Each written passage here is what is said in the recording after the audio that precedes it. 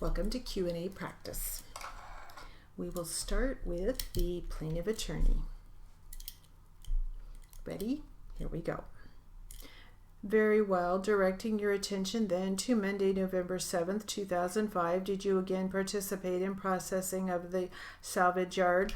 Arrangements on Sunday evening were that we would meet up with a Jim Hawkins here in Chilton at the Landers County Sheriff's Service Garage. The 4 burn barrels had been transported to the service garage and we were to examine those.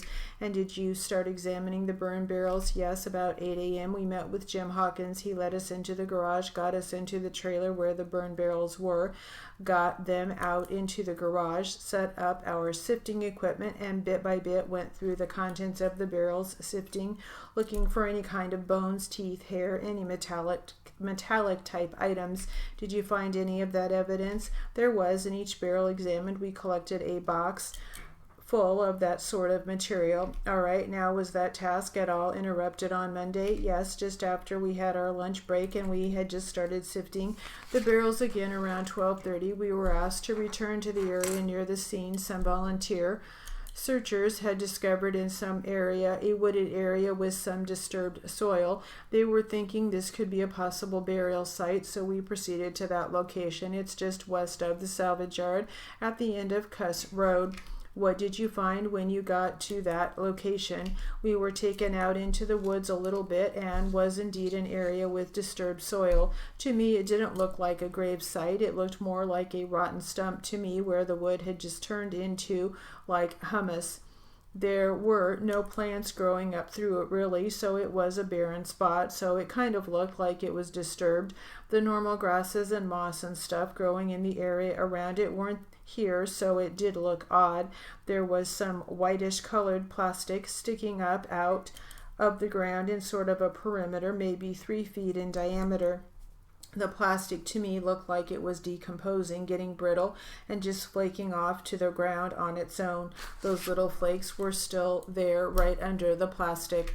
What does that mean with respect to the age of that plastic in that particular site? Well, the fact that little bits were right below the plastic that was sticking out of the ground meant to me that it hadn't been disturbed recently and that that plastic had been there for quite some time. Perhaps years, perhaps. So your conclusion with respect to the possibility of any type of burial site was what? Well, at that point I was also informed that they had been working a bloodhound with a scent from objection as to hearsay at this point. That's fine. Mr. James, just in terms of based on all the knowledge you had available to you, and in particular your examination of this location, what did you conclude regarding the possibility or no possibility of a burial site? My preliminary indication was that this was not a burial site. About how long did your examination of that site take? Well, the first thing, they wanted to get permission from whoever owned that property. They needed to figure out who owned that property. They got written permission from that person. Brett and I then went in and photographed the area. We sent Bill back then to the salvage yard to do the latent fingerprint processing on the 2 vehicles from the night before. This is about 3 in the afternoon, so it was dry, wasn't raining at that point, so we sent him out to do that. A warrant was then obtained for the burial area to search that, and then I began to excavate this humus-like material, moving it onto a tarp, digging down. I dug down a little ways, and the white plastic perimeter was actually underneath all of that humus material. On the flip side of the white plastic was the label peat moss. It was an old bale of peat moss. Under that plastic was the remnants of an old wooden pallet that was decomposing into the soil. I picked the pieces of wood out, dug down into the soil a little bit, and ran into roots. Fine root mat from the surrounding plants was well under the entire peat bag, and where there were little slits, small perforations in the peat bag, there were little shoots starting to come up through it, so again indicating to me that this area had not recently been disturbed. I then dug down past the roots and looked at the soil layering. It looked like it again had not been disturbed, but at that point I concluded this was not a burial site. I'm going to have the screen project Exhibit 84 for us and ask if you recognize that general area, and in particular drawing your attention to the top of the photo displayed there. Does that look familiar to you? I can't orient to that Okay, I know there were some ponds, but I had never gotten to the ponds. I have no objection if counsel points out the locations that they are referring to and see if he can identify it that way. It's not necessary. Thanks for the offer. Okay. Okay, I see something I recognize. What do you recognize? Take your pointer and tell us what you recognize. This is the house of Bob Adams. Right, this is the garage and this is the road to the command center and this is a field, and I didn't walk that field myself, but I was informed somebody had.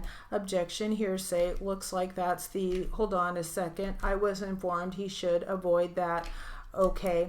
It's just his way of explaining how he got from point A to point B. It's not offered for the truth of the matter. It's just the effect on the listener as he investigated, did his job.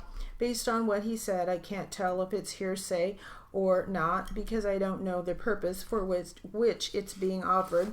So I reserve ruling at this point. Mr. West, you may proceed. All right, Mr. James, if you would just confine your opinions and or your observations to what you saw and what you did. Again, you were explaining your orientation to Exhibit 84. I had been here, Bob Adams' house, and I was here, if that is the end of Cuss Road. All right, I was not in this area here. Okay, we drove around on the highway to get here, so that the top of the exhibit that you pointed to, the end of Cuss Road, is that where this examination took place generally? Yeah. The suspected burial site was in this wooded area just to the left, so the record should reflect that he's directing a laser pointer to the area immediately to the left of the cul-de-sac identified as Cuss Road. No objection.